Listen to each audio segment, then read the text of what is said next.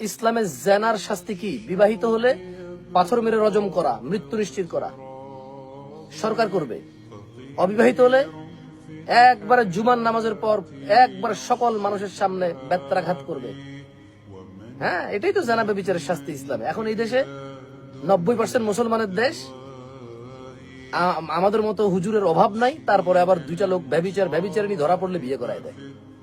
অবাক কাণ্ড, আরেকজনের বউ বিয়ে করায় দেয় গ্রামবাসী কি মানে দিন বোঝে না? মানে আগের যুগের মুশরিক কাফের তত খারাপ ছিল না।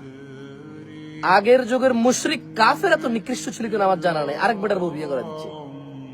তুই কে? তুমি কে ভাই আরেক বেটার বউ বিয়ে করাই দিবা? হ্যাঁ, ইসলামে আরেকজনের মেয়ে বিয়ে করে দেওয়া যায় না, বাপ ছাড়া আরেকজনের বউ বিয়ে করাই দিবা। ওই বেটা তালাক দিল তো ইদ্যত পালন করা ছাড়া বিয়ে হবে না। আরেক বেটার বউ থাকা অবস্থায় তুমি বিয়ে করা দিচ্ছ? তোমার জ্ঞান গরিমা কি? কি তুমি ভাই? তোমার মানে কি? তোমার মানে আলিফ বা তা তা এগুলোর জ্ঞান নাই নাকি তোমার? মানে কি ভাই? তুমি বলো এটা ইসলাম? আচ্ছা তুমি বলো, ইসলাম এটা বলে? ইসলাম বলে দুইটা জানাকারিনী যদি ধরা পড়ে এদেরকে বিয়ে করাতে বলে নাকি? ইসলাম বলে যে সরকার হাতে তুলে দাও, সরকার বিচার করবে এদেরকে। ইসলামিক বিচার কি? বেত্রাঘাত, বিবাহিত হলে পাথর মেরা রজম করা, দ্যাটস ইট। এটা হচ্ছে তারা যদি ইচ্ছাকৃত ভাবে যদি জানা ব্যভিচারে লিপ্ত হয় দুজনের সম্মতিতে, তাইলে বিবাহিত হলে মৃত্যুদণ্ড, পাথর মেরা।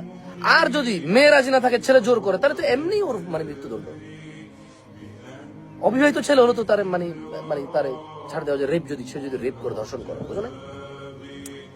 তাহলে মানে এটা কি আশ্চর্য কথাবার্তা! ছি ছি ছি, আমার মাথায় কাজ করে না এইসব বিচার শুনলে। কেমন বিচার করে? বাপরে বাপ, উনি বিচারক হয়ে গেছে। মাথায় কতগুলো গোবর নিয়ে বিচারক হয়ে গেছে। দুইজন পরকীয়াকারী নর এবং নারী অথবা জানা ব্যভিচারকে যারা প্রেম ভালোবাসা বলে একত্রিত হয়ে যারা ঘনিষ্ঠ অবস্থায় ধরা পড়ে, তাদেরকে বিয়ে যারা করায় দেয়, এই লোকগুলার যদি চোরের বিচার করতে, তারা চোরের বিচার করবে যে তুই ওর বাড়ি কিনালা, বাড়িতে যেহেতু চুরি করছিস বাড়ি কিনালা। ইফটিজিংকারীকে বলবে যে বিয়ে করে ফেল, যেহেতু ইফটিজিং করছিস। এটা হবে এরকম বিচার। ফাইজলামি কথা মানে যুক্তি টুক্তিও বোঝে না, ধর্মকর্ম তো বোঝে না। মানে একটা নৈতিক একটা যুক্তি, মানে একটা থাকে না একটা যে ভাই এটা মানে বিবেচনা, এটাও কি নাই নাকি?